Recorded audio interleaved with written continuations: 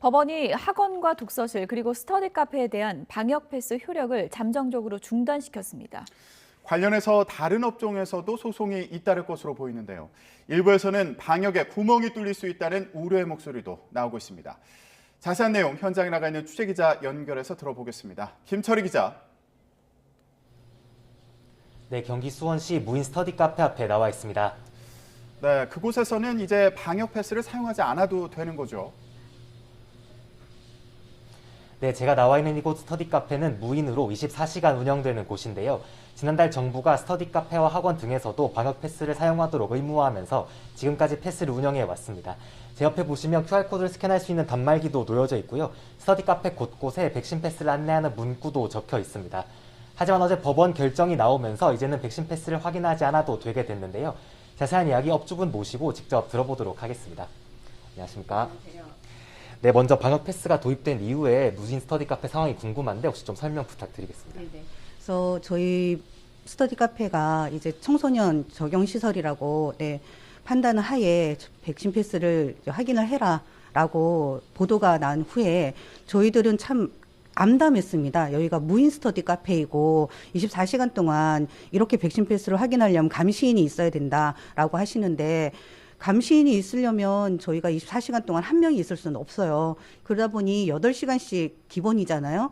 10,000원씩만 줘도 3명이 있어야 되는 부분이고 그렇다 보면 하루 24만 원이죠. 한 달이면 720만 원이에요. 그 돈을 어떻게 오롯이 우리가 다 정부 지원 없이 할 수가 있겠어요. 그래서 저희들이 본업이 다 있습니다. 무인이다 보니 투잡하시는 분도 있고 그런 본업을 다 포기하고 이곳에 와서 감시를 하고 있는 그런 실정이었죠. 어제 법원 결정이 나서 이제 다행히 스터디 카페에서는 잠시 효력이 정지가 되었는데 혹시 그거 판단 보시고 좀 어떻게 느끼셨는지가 궁금하거든요. 네, 당연히 법원에서 그런 판단을 해주신 거는 환영하고요. 당연한 일이라고 생각을 합니다. 그렇지만 또 한 가지 유감인 거는 이런 부분을 정작 보건당국에서는 몰랐을까요? 이미 국민의 소리는 다 알고 있었음에도 불구하고 아집에 불과한 겁니다.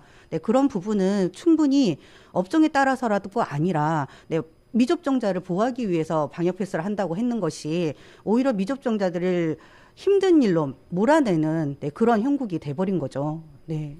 네, 마지막으로 이제 마트라든지 백화점에서도 방역 패스가 확대되고 이렇게 하는데 앞으로 정부 방역 정책이 좀 어떤 방향으로 가는 게 좋을지 의견 좀 부탁드릴게요. 방역 당국은 당연히 방역이라는 게 있습니다. 방역이라는 게 뭡니까? 위중자나 사망자가 되지 않도록 의료를 확충을 해서 거기에 집중을 해야 되는 거지. 국민들의 이런 불편함을 감수시키면서까지 방역을 위해서 코로나의 그 확진자를 줄이기 위해서 이런 백신을 빨리 맞아야만 된다. 이렇게 고집을 하는 것은 아니라고 봅니다. 알겠습니다. 오늘 말씀 감사합니다. 감사합니다. 네, 이렇게 현장 모습이 크게 바뀐 건 법원이 어제 내린 판단 때문입니다. 지난달 17일 함께하는 사교육연합 등 시민단체들이 방역 패스 정책은 청소년 백신 접종을 사실상 의무화하는 것이고 청소년의 신체의 자유와 학습권, 학원장의 영업권 등을 침해한다며 행정소송과 함께 집행정지 신청을 제기했습니다. 그리고 어제 법원이 집행정지 신청을 일부 받아들인 겁니다. 이에 따라 행정소송 1심 판결이 선고될 때까지 보건복지부가 내린 특별방역대책 후속 조치의 일부 효력이 정지됩니다. 법원 결정이 나온 뒤 정부는 즉시 항고 의사를 밝혔고 소송을 제기했던 시민단체가 반박 성명을 내는 등 갈등이 다시 격화하고 있습니다. 이번 판결이 나비 효과를 일으켜 다른 업종에서도 방역 불복종 움직임이 이어질 가능성도 제기됩니다. 당장 오는 10일부터는 대형 상점과 마트, 백화점에서도 방역 패스가 신규로 적용되는데 이곳에서도 기본권 침해 논란이 계속 이어지고 있습니다. 다만 방역이 느슨해져 바이러스가 다시 확산하지 않을까 우려하는 목소리와 함께 영업시간 제한 등이 남아있어 자영업자들은 타격을 만회할 수 없다는 반발도 나와 논란은 계속될 것으로 보입니다.